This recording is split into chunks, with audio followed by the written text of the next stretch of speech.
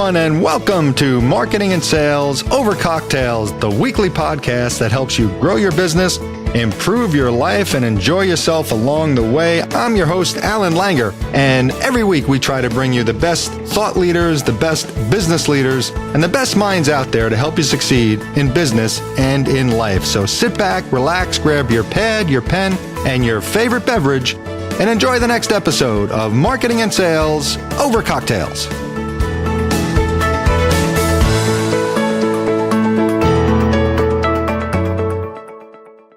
Hello, everyone, and welcome to episode 6 of Marketing and Sales Over Cocktails. I'm your host, Allan Langer, and I've got a great guest tonight. We've had one great guest after another, but tonight is really going to take it to the next level. I've got Neil Gordon with us tonight.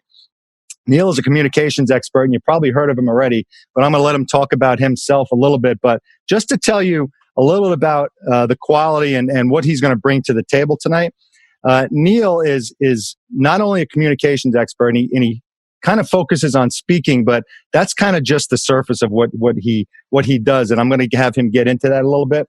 But what Neil has done in his career, he helps people, he kind of negotiates book advances, sometimes 6-figure book advances. He's gotten people on Ellen. He's gotten people on the Dr. Oz shows. He's even doubled some people's speaking fees. He really knows what he's doing when it comes to that end of the business and the marketing side of it. He also came from the editorial staff of Penguin Random House, where he worked with New York Times bestselling authors. So this guy has got a wealth of knowledge, and I'm going to shut up now. I'm going to welcome Neil Gordon to the podcast. Neil, thanks for joining me tonight. I really, really appreciate it. Thanks for having me, Allan.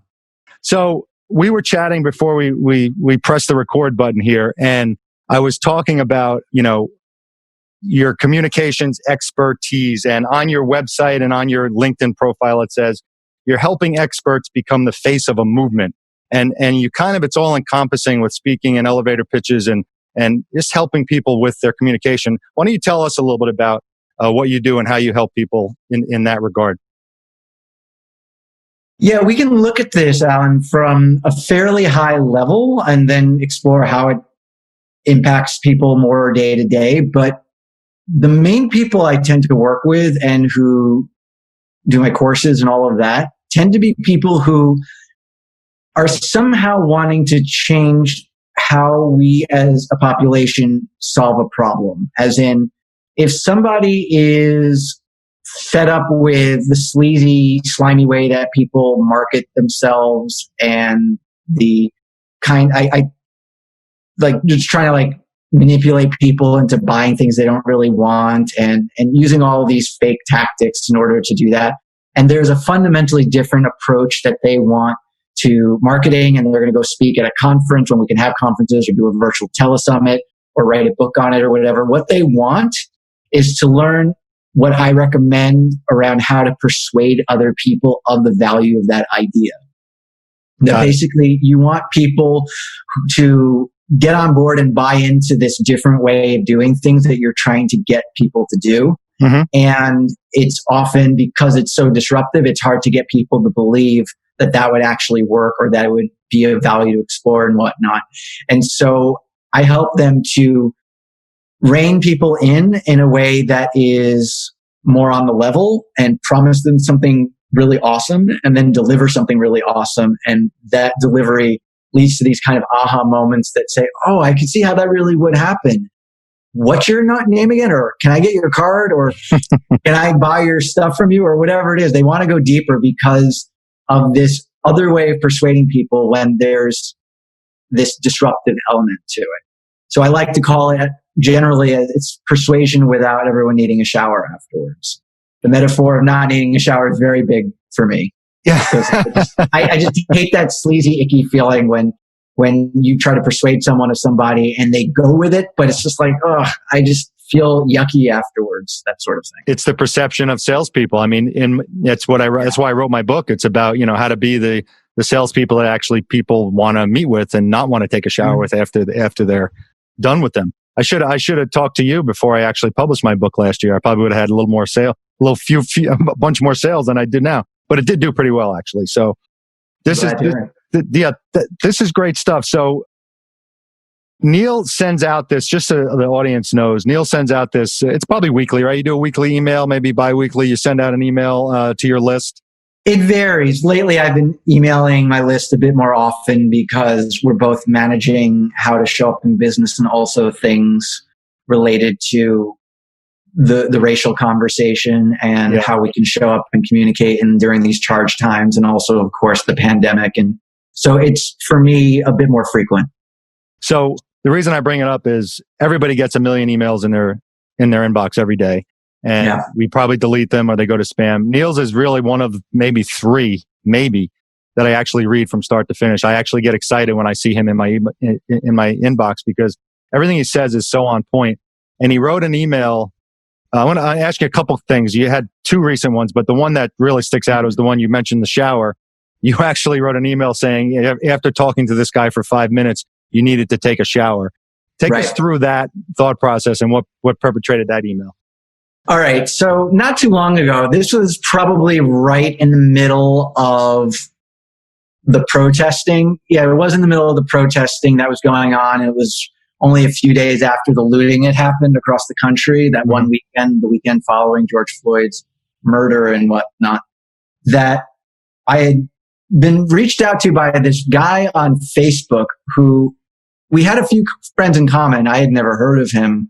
And he was very complimentary in his message and said, "Just appreciate what you've been doing. And I was wondering if you were interested in meeting with our CEO to discuss relationship and possible synergies." And that's right. Synergy. And Allan, I've never once heard the word synergy without feeling like I needed a shower, because I'm just like, what does that actually mean? Like, it's just the thing you say when there's nothing to say. And I've learned that if there's nothing to say, you don't say anything. So I sniffed that out pretty quickly. And I was like, all right, so tell me, man, what's the pitch? Is it to work with a marketing agency? Because I looked them up and I was just, it looks like it's a marketing agency. I'm not quite sure. Mm-hmm. And he says, oh, well, it's not really a pitch. It's just to discuss collaboration and synergies. And I'm like, okay, here's the thing. That's the point where you say, no, go away. Don't bother me again. But I had a feeling that this had some kind of value. I was curious. I didn't know exactly what it would amount to, but it was just a general feeling that this might be a worthwhile use of my time. So I agreed to a conversation. You were thinking, I can get an email out of this. It's funny. I wasn't explicitly thinking that, Allan, but probably in the back of my mind, I was like, I'm sure I could use this. You're like content. Content. Yeah. I was working with a coach of mine, and I was just going on some random story about the mishap that my father had planting bamboo in our backyard and how mad it made me. And she's like, there's an email in that. You should write that. And I did. I haven't sent it out yet. You haven't seen it yet. But, okay, good. I'm looking forward to it. But anyway, so I get on the phone, and maybe it's like a week after he messaged me on Facebook, and we get on. And he must have done it right before the not riots, but the looting. And then a week later, after that, it all settled down again. That's when we actually spoke. And I was on, and I wasn't on with the CEO. I was on with some other guy and this guy who had emailed me, and maybe even a third person. I don't even remember now. And they got right into it. It was like, first of all, my camera was on Zoom and theirs wasn't. And that automatically, I was just like, this. Wait, they didn't have their video on?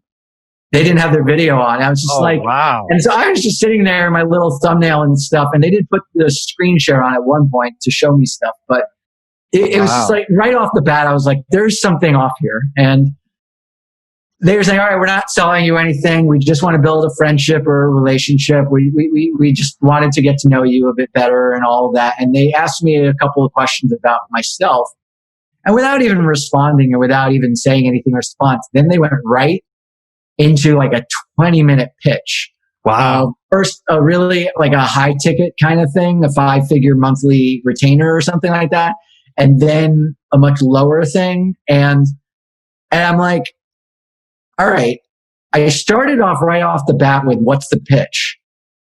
And he said, this is not a pitch, blah, blah, blah, blah, blah. And then at the beginning of the thing, they've not actually introduced me to the person who said they were going to, like, it wasn't with the CEO, it was with a whole other human being. Like, they had different parents. They grew up in different towns in the country. They have completely distinct DNA from one another. This is 100% a whole other person.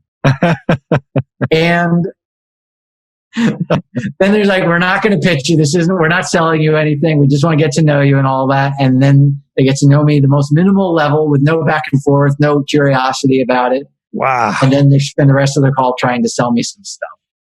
And I'm like, this is terrible. This is the complete opposite of what I want persuasion to be. Yes.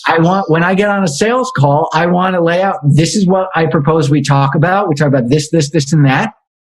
I ask, does that sound all right for you? And they say yes. And then we talk about it. And if it seems like it's aligned, and it's only if it's aligned, I'm not going to sell to everybody. If it's aligned, then I'll make an offer and I'll answer whatever questions they have. And I don't even do the fast action discounts anymore. I just say, oh, well, I'm really interested in action, people who are ready to act and all that. So if you say yes today, I'll give it for you for $100, even though if you tell me yes tomorrow, it'll cost $2 million. Yeah.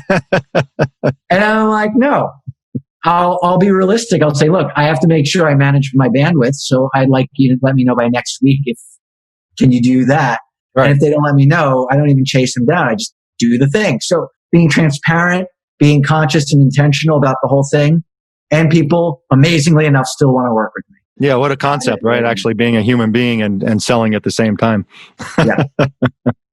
Yeah, it's insane. When I've been in sales almost 30 years, and the reason I started writing my book was I started doing things other than the sales pitch. Like, corporations are designed to teach their salespeople the sales pitch to produce a team of people that close 30%. That's their successful rate. If we close 30%, we're a successful company. Yeah. Which has always been mind-boggling to me, because that means 70 out of 100 people tell you no, which I don't know how that's successful. So anyway, I started asking people randomly, do you like meeting with a salesperson? Meeting with or talking to a salesperson? And I got to about 270 people, and not one of them said yes. Yeah. Not one. And I said, I got something here. We got people that need to buy stuff, and nobody wants to meet with people that sell it. Yeah. And that's a problem. Yeah. And that's why I wrote my book. And you're right. But it's not, when you think about it, it's not rocket science. It's really not. Yeah. Well, it's just like, there's just so many like examples in fiction, nonfiction alike, of like, you get these salespeople who make certain assumptions about what it takes to close people and whatnot. And even just the word closing is like, to me, it feels, I mean, it's all semantics in the end, but the energy behind that word for me is just kind of misaligned. It's just like it implies that all you're supposed to do is close them rather than help people to solve a problem that they really want to solve. Mm-hmm. Yes, exactly. That's like people, like you just said, people want to buy, and right. they want to solve problems. They're looking for help, and they want to do better. And the saddest thing for me in the sudden disruption of our very recently prosperous economy is that people still want to buy because they still want to solve problems. They still have problems to solve. There are all these problems to solve, and we just need to have, in my opinion, a different, and I know this to be true for you, a different kind of sales conversation that helps them to solve them. And what I've seen, and correct me if I'm wrong, but I'm on LinkedIn a lot, and you're on Facebook a lot, and you know, during the whole COVID thing, which is still happening, but when it was really in our face, mm-hmm. we were inundated with all of these experts saying that they could do this and they could do that. And there was one pitch. I mean, I felt like the pitches just they were tripled, quadrupled the amount that I saw every day in the ads on Facebook and the ads on LinkedIn about sure. all of these guys and girls that say, I can do this, join my my boot camp, do this, do that. There was so much stuff in our face about buying stuff to help you, help your business. And for me, it was just too much. It was like, it was all too much, too salesy for me anyway. Yeah. That was the perception. Yeah. There's a lot of noise there. And I would even say that will be an ongoing thing and whatnot. It also just comes down to the marketplace will tell us what it wants. And I suspect that as we continue on with this different economic landscape, that the tone deaf people are just going to weed themselves out of the marketplace. Yeah, I agree. I turned off all my stuff after around the time that the looting happened and everything. I was like, all right, this is not the time and place for this. And took a step back and engaged with the email list in a different way. And it just seemed like it was very important to be a bit more sensitive to what's going on and then engage with people differently on the other side of that. Well, let's, you brought that up. Let's talk about that for a minute. Let's cross over to the serious side for a second. Sure. I don't like to be too serious on this podcast, but this is important because of everything that's happened with the George Floyd murder and the protests and the looting. You did an email and you said you wanted people to reach out to you. You wanted to hear what people were feeling. Yeah. And I thought that was touching and quite different. And again, another email that I read from start to finish.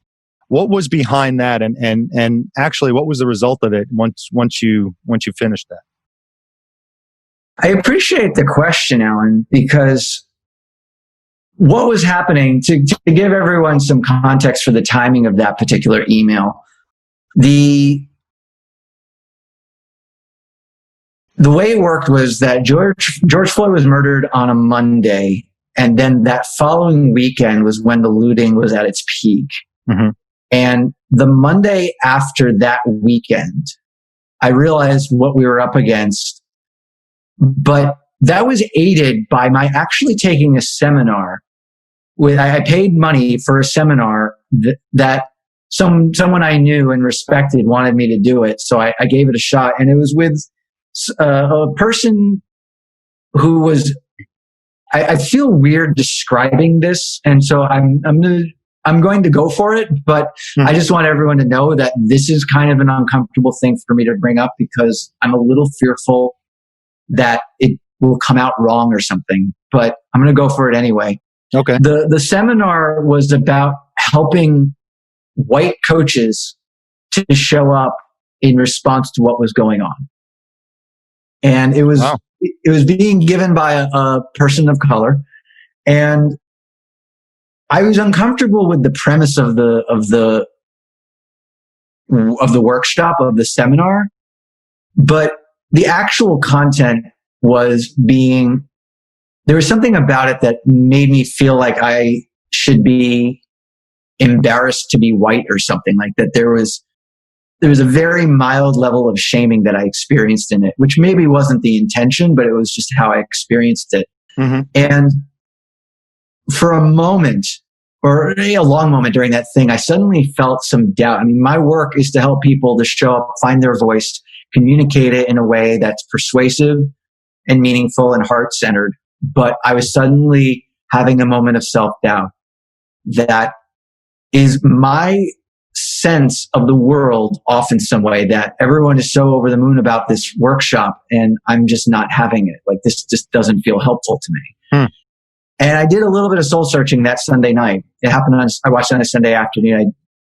I did some soul searching and I remembered who I am, and my work is to lead from as much empathy as possible. But if I don't actually know what people are feeling, if I'm just not sure, so I was feeling self-doubt, but what I kind of morphed that doubt into is curiosity. Like, I actually don't know what my people are experiencing right now. And I don't feel that, one of the things that the person in the webinar said is like, or the seminar says, like, a blanket, if you're white, you should turn off your Facebook ads and stuff like that. And it was just like, again, that was just not feeling very aligned for me. If it wasn't appropriate, then I wouldn't do it. And I did actually turn off my ads at one point. But ultimately, it was more that I didn't know what would be of the most help. And I was reluctant to do anything that was tone deaf. So rather than just assume that my list was going to want to hear from me, like it was a survey on, it was a quiz on your elevator pitch and stuff like that, which is the next thing I was going to introduce to people in general. And so I like to start with my list and say, hey, I just did this quiz. See what you think. But I realized that didn't feel right. So instead of emailing everyone with the quiz, I instead just wrote everyone and told the story of when I went to downtown Santa Monica that had been looted and all the windows were, and I went with my broom. And it was a little late in the morning, so a lot of the cleanup had already happened, so I didn't really have much to do. So I just wandered around, asked a few people if they needed help, and they didn't. And so I went home eventually. And I told that story in the email.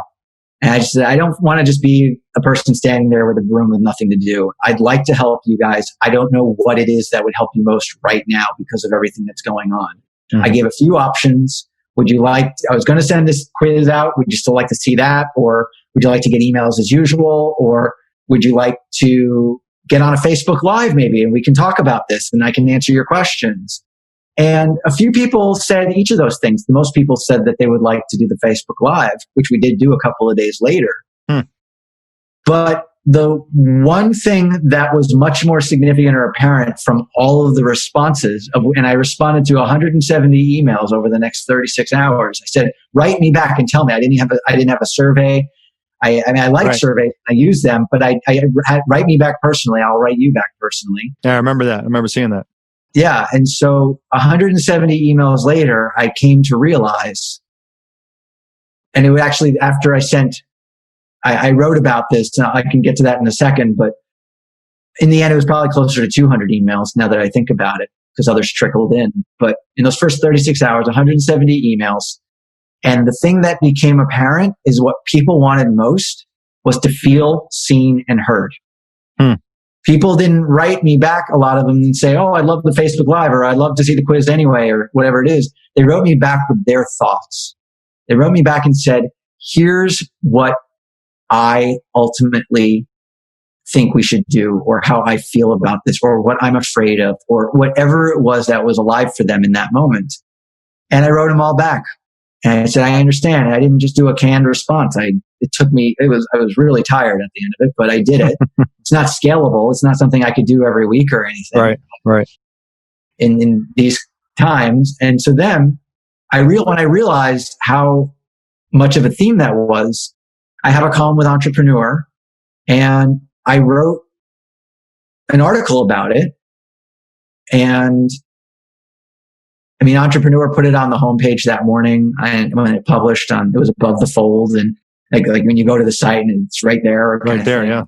The whole thing. And it trended. It trended to number 2. So on the site that day. And so it made me think that there was a real desire to learn a bit, like to figure out when you're in that one-to-many kind of communication model, what are you supposed to do during times like these?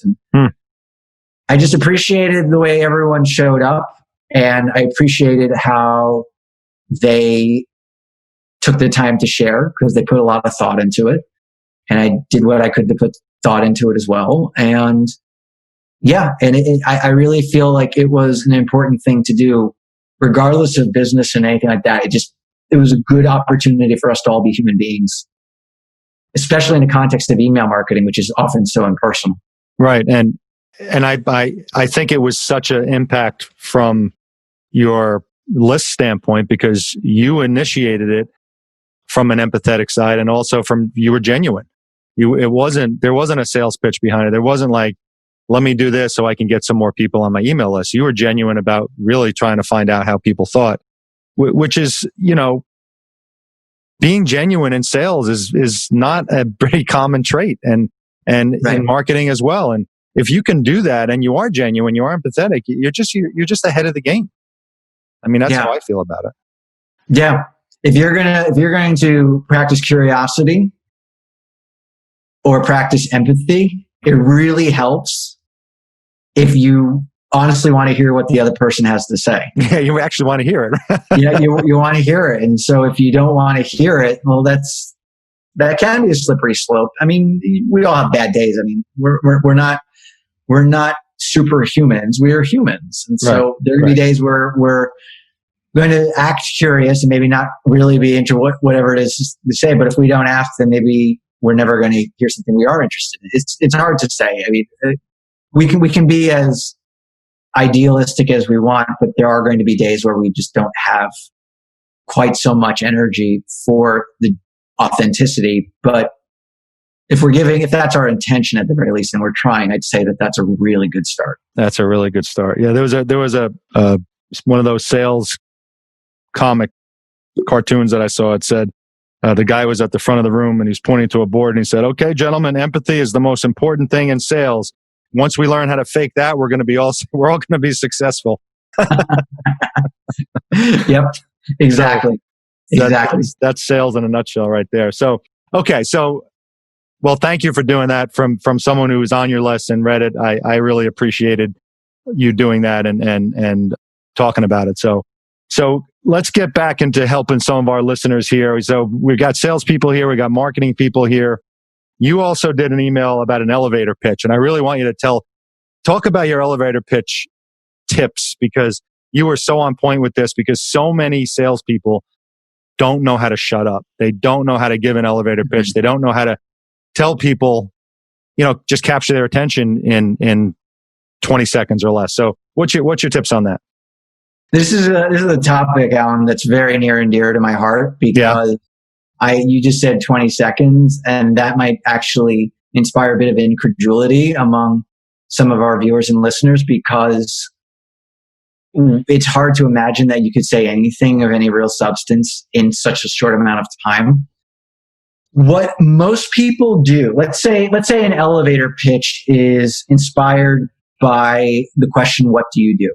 Like, this is more of in like a networking context. I know, like with Entrepreneur, they have the show Elevator Pitch, and they actually have 60 seconds to pitch, and then they're let through the doors if the investors, it's like Shark Tank, right? And the investors want to talk to them further. And so we can talk about that in a second, but in terms of just a more casual encounter, like, "Tell me, what do you do for a living?" kind of thing. What most people do is they tell people what they do for a living. Now, you might be thinking, "Neil, that's exactly the question they were asked." But let's put this in the context of a person who's at a networking event, when we can actually have those again, by the way. And person who goes to a networking event, why are they going? They're going maybe for referrals, for leads. Maybe they're trying to solve a problem and they're looking to find a person who can help them to solve it. They want to hire someone themselves. Or they're looking to meet like-minded people, not necessarily for a business kind of thing. And every person who goes to a networking event has what? They have an agenda. They have goals. You would hope so anyway. Well, right. Some people might just be there for the free food. You never know. Yeah. But even that's a goal in and of itself. And so if someone asks, "What do you do?" by and large, what's mostly happening in the subtext of that question is some sort of desire to perpetuate those goals. They either are looking for someone to hire, or they're looking for someone to hire them. Or they're just looking to make friends or something, or they're feeling lonely and they just want to connect again with like-minded people. What the mistake in just launching into, "Oh, well, I'm a business strategy consultant and I help all these different enterprise level companies to reform their business development departments and blah, blah, blah, blah, blah, blah, blah," right? That sounds about like what you could say in 20 seconds, right? For example. Right. And so so what if instead of in that 20 seconds, instead of just launching into all of what you do, you said something to them that empowered them, that gave them a different way of looking at how to solve a problem, that gave them an aha moment oh, I never really thought of that way kind of moment. Or even, dare I say, something that gives them chills. Something that gives them that dopamine rush. Where it's like, oh, wow, I love that. Or that is really powerful. What if we could do that in 20 seconds? Okay. And then in the next 10, 20, 30, or however many seconds we're talking, we could then talk about what we do. Would it possibly be more empowering and therefore more impactful to do that instead of, oh, well, I help enterprise level businesses to blah, blah, blah, blah, blah, blah. That might be exactly what you do, and that's awesome. Right. But there's another opportunity. And so when we look at certain bodies of content, whether it's a best-selling nonfiction book or the most popular TED Talks, or even ancient quotes by people like Sun Tzu, The Art of War, or Aristotle, or other ancient philosophers, or Rumi, the Sufi poet, right? Mm-hmm. When we look at their most popular quotes, not all of them, but probably at least about half, are a certain kind of sentence. There's kind of sentence that prompts an aha moment. The kind of thing that when you're reading a best-selling nonfiction book on your Kindle, you'll see how like it aggregates the most highlighted passages. I don't know if you've ever seen that, but like you're reading a book on the Kindle and all of a sudden you get to a passage and it's been highlighted like 5,000 or 10,000 times or something like that. No, I never saw that. Yeah. So this is the thing that happens when you read an ebook on your Kindle. And there's one book that I love. It's called Sapiens by an Israeli man named Yuval Harari. And he's sold so many books that when you read one particular sentence in the Kindle edition, it's been highlighted like 29,000 times or 28,000 times. So it shows you how many times people have actually highlighted that one particular sentence of all the people that are reading the books. All the people that, however many thousands or millions of people reading the books, it shows you. So we have empirical proof that these sentences, that these passages of text are empowering the person because they're stopping the reading saying, oh, that's really good. I'm going to highlight that. Wow. So we have evidence that people are having aha moments in response to certain kinds of content in a book, but not others. Right? Okay. What it is what I call a silver bullet. This is a simple one sentence recipe for all of your other expertise. So looking at The Art of War with Sun Tzu, on line 18 of the first chapter, he says, all of warfare is deception. All of his information, like feign disorder, pretend you don't know what's going on, and then crush your opponent when he has a false sense of security. That's a form of deception.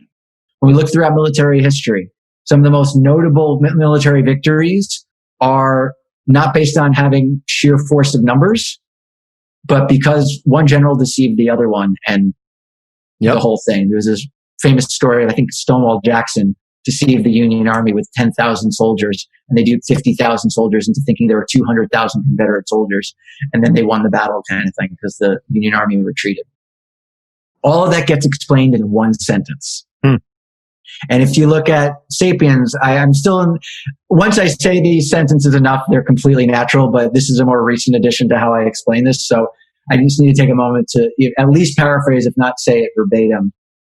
He says, large populations of strangers can cooperate when they believe in a common myth. What he basically says is large groups of strangers, maybe it's groups, large groups of strangers can cooperate if they believe in a common myth. How do you get all of these people on this great big planet to not tear each other to shreds? You get them to believe in a common myth or idea or something that's not actually real, but they all believe it's real. Mm-hmm. And that means that's why people are so unified under their own religion and hate other religions. It's why we all honor money. We all have this mass trade empire because we all believe that money has value kind of thing. And so he distills everything down to that one sentence, and then 28, whatever it is now, it goes up and keeps going up. They all believe like that sentence in the book has real value. It leads to them having an aha moment. Okay. So how do you, you're probably getting to this. So how do you, as the person who is the business develop blah, blah, blah person, come up with that aha moment to the person who asked you the question? Absolutely. The the formula for a silver bullet is very simple, often misunderstood, but still very simple. Okay. It is a cause and effect sentence. When you take one action, you get one outcome. When you deceive your opponent, you win your war.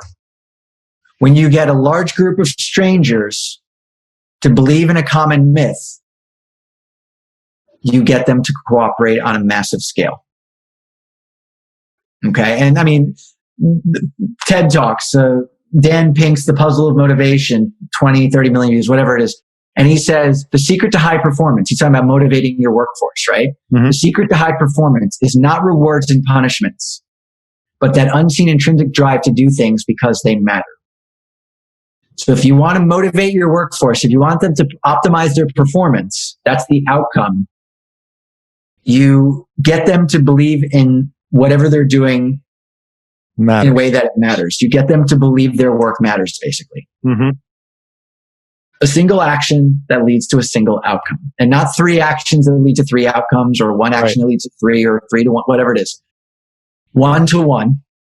And the reason why this is so powerful and it leads to an aha moment is because it empowers people without any other context. It empowers people to suddenly realize that they want this delightful outcome. I want to win this war. I would love to get all these people to cooperate. I would love to motivate my workforce so that they'll perform optimally. And now I actually know how to do it. So they're emotionally invested because of the outcome, and they intellectually grasp the possibility of it because of that single action. People are empowered not by that which they know is true, not by knowledge. We think we have to just give them all of our information in our elevator pitch, but it's actually the belief that change is possible. And when you empower them in that one sentence and give them that aha moment, they suddenly believe change is possible, and that's when they get chills down their spine. Wow. So if I'm a sales guy and I sell copy machines, yeah, and you come up to me and you say, "Hey, Al, nice to meet you. What do you do for work?" How am I going to take my very pedestrian copy machine job and send chills down your spine? Is that possible? Okay.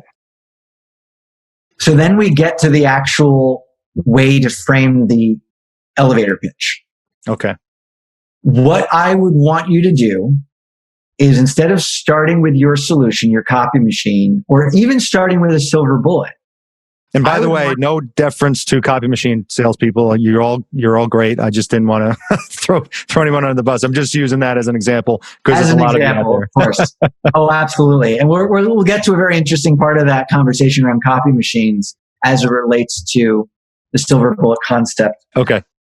What I would want you to do is, instead of starting with your, like, this is my copy machine and I sell it, and instead of starting even with your silver bullet, I would want you to start with the problem that your prospective client or customer has as they understand it. So if it's copy machines, what drove me out of my mind was papers getting jammed. Mm-hmm. Whenever I was in the corporate environment, I was copying stuff. The job took twice as long because I had to unjam the copier. It was terrible. It was a time suck. It was frustrating. I got really good at unjamming the copier. Even though I was an editor at a book publishing company, I was quite expert by the end of my time there. You knew exactly where that stuck paper was. So ideally, what you say is, like, you know how when you're doing a copy machine, you're at the copy machine. Have you ever been at a copy machine and it just keeps getting stuck and you spend almost as much time unsticking the jam paper as you do making the copies? Oh God, yeah, I hate that. It drives me out of my mind. Right. Well, what people typically do is that they call back the copy company or a technician and they get them to fix it. And then for about 6 months it works. And then after that, some part breaks again and it goes back and blah, blah, blah, blah. Yeah, right. Well, what we've done in those first two parts of the elevator pitch, Allan, is we first set up the problem as our audience cares about it. Yep. We set up typical solutions. What we typically do is blah, blah, blah, blah, blah. Now, this is where it gets interesting. With a copy machine, with physical products, The silver bullet admittedly is most effective if your product is somehow filling a gap in the marketplace. It's solving the problem differently. What I help people to do is frame how a different kind of solution can be persuasive. And so I would ideally want for the person who's using this kind of concept to have a product that is solving the problem and doing so because somehow the design is approaching the problem differently. The reason why all these copiers jam up is because of X reason. Now, I don't know. I'm not an expert in these things, so I couldn't actually give you that example. And so the key to an effective copy machine, the key to having an efficient copy machine that doesn't break down is to have blank. So the outcome is an effective machine that doesn't jam up. And then there's some action that you took in the design of the machine that solves the problem. And so what I do is I sell copy machines that completely eliminate the problem with jammed paper and turn the amount of time you're at the copy machine in any given month down to about 40% of what it usually is at the average company. Boom. Right. So, I mean, usually I'm talking to thought leaders with ideas and TED speakers and stuff. I appreciated your example, Allan, because I don't do this a lot with physical products. So I want to put a caveat there. If it's just a run-of-the-mill copier, it will be harder to use this particular thing. And if it is run-of-the-mill, then I think it's time that you adapt to the marketplace and you innovate. So, but that's neither here nor there. No, I agree. And one of I try to do videos at least once a week on LinkedIn. And one of them I did was about, instead of at a networking function, instead of leading with what you do, you lead with the problem you solve, just like you just said, but you're kind of talking about that at a different level, which is awesome. So, because you're right, you're ready to pull your hair out when you go to a networking function. That's why so many people I got to go, I want to go. Oh, but I got to talk to everybody because they're all going to tell me what they do, and you don't really care about what they do. You want to you want to hear about the problems that everybody solves, especially if they're your problems. So, yeah, people are most likely to embrace a solution, i.e., the thing that you're selling, when it's provided within the context of a problem they care about solving. Yes, awesome. All right, we can talk all night. I'm going to ask you a couple of quick questions, and then I'll let you go. But you mentioned TED Talks, and that's some of my favorite stuff that you send out. You analyze TED Talks, and pretty much every time you say watch a TED Talk, I go and watch it because I'm a speaker. I'm a public speaker, and I really try to hone that skill, and I think I'm pretty good at it. But I really absorb what you talk about, and then I go and watch these speeches 5 to 10 times to see what they're doing, and it amazes me not only what you point out and what they're doing, but how effortlessly some of them carry it out. And the one thing that I always wonder is this something that they've really practiced and these are techniques they're doing, or is a lot of this just coming naturally to some of these speakers? How would you answer that? Is do you think most of these speakers that you're pointing out, really spent hours and hours and hours preparing these speeches, or they kind of just knew what they were doing, or a combination of?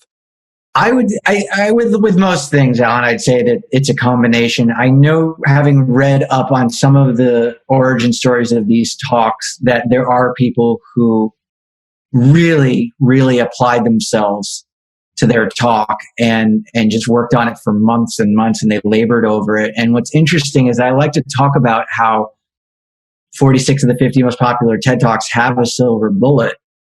Mm-hmm. My theory, and it's only a theory, it's not, I don't have evidence of this, but I believe that a lot of them came upon their silver bullet kind of without realizing it.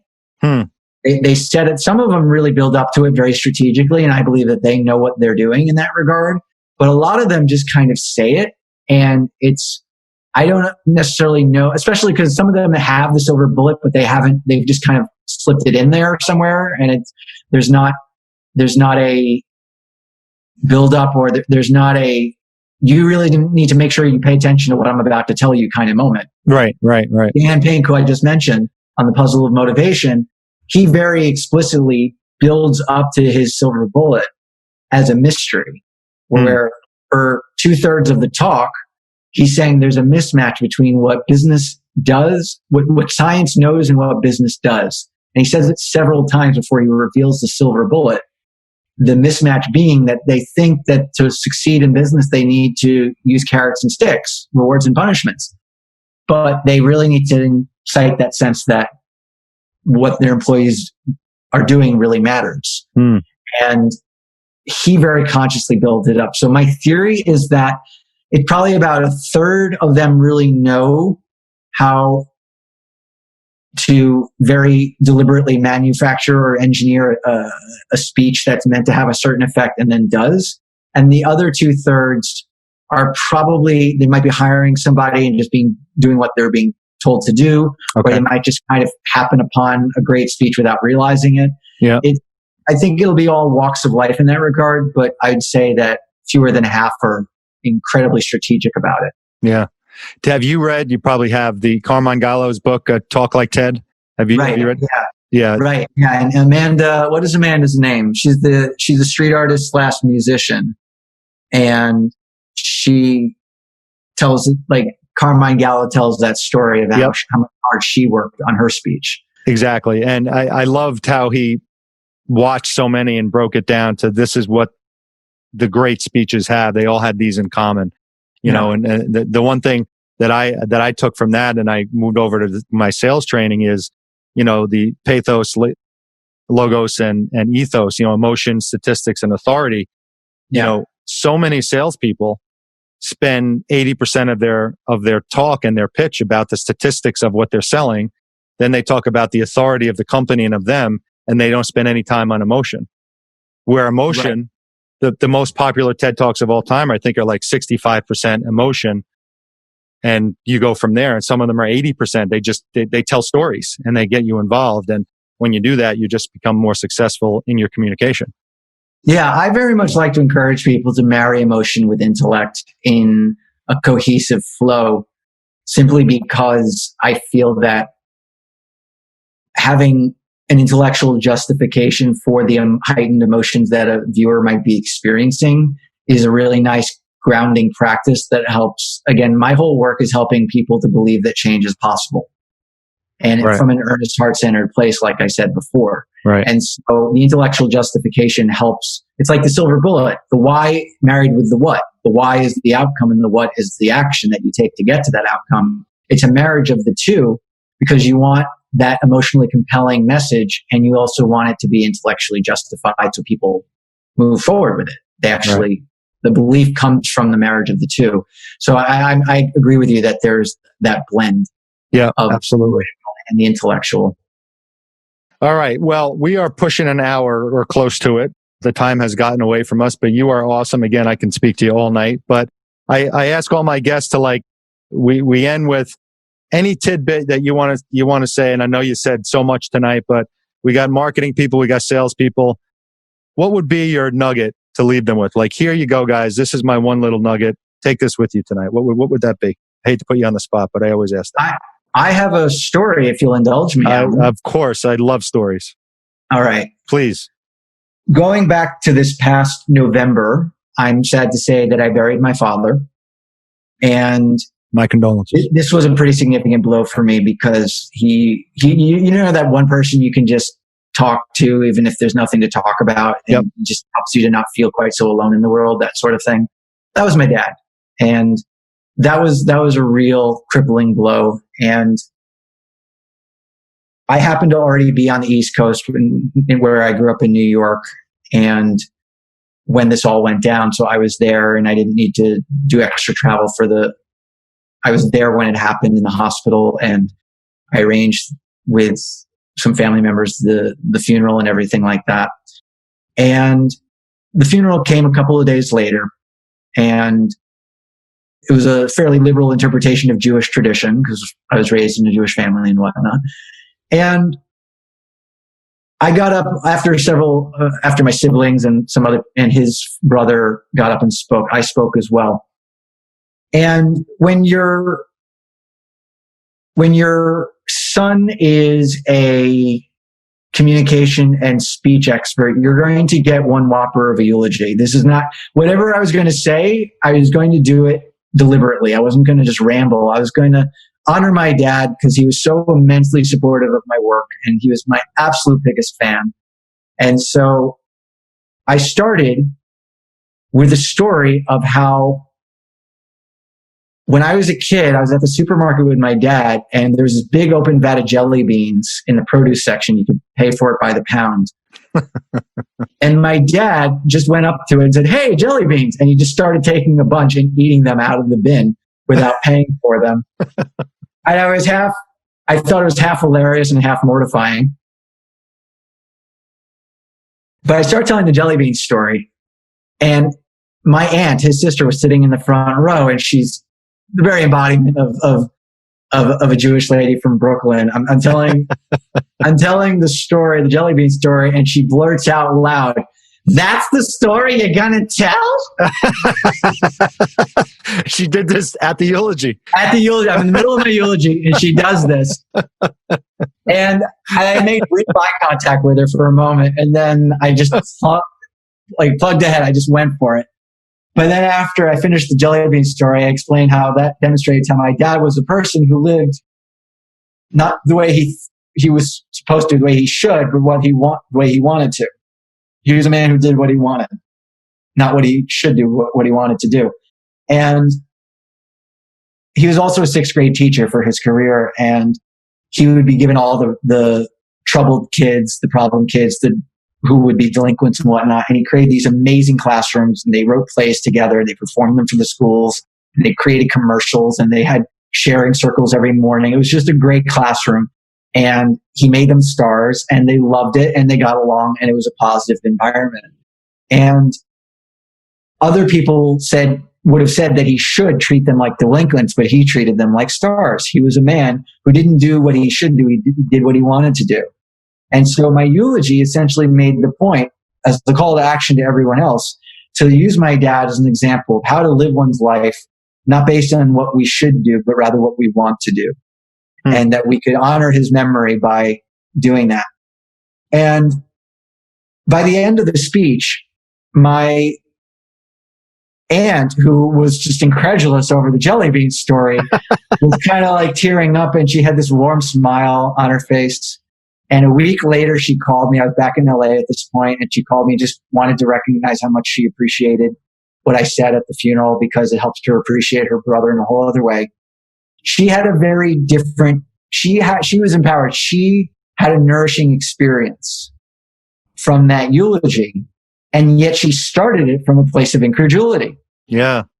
So I told this whole story with a point, Allan. We often get really wrapped up in what we're supposed to say and hope that we get our speech right, or we hope that we do this right or that right. But the value of our message is not based on what we say, but rather what our audience does once we're done saying it. It didn't matter that she had this weird moment with me in the middle of my eulogy and blurted it out. What matters is she called me the following week because she was so happy to understand and appreciate her brother in a different way. That was what was important. Wow. It didn't matter what I said. What matters was what she did after I was done saying it. Right. So that's my thought for everyone in sales. You could bungle a sales presentation, or you could struggle with how to get the words out. You might not even like speaking to one-to-many, or if you're doing one-on-one, you might be tired and whatnot.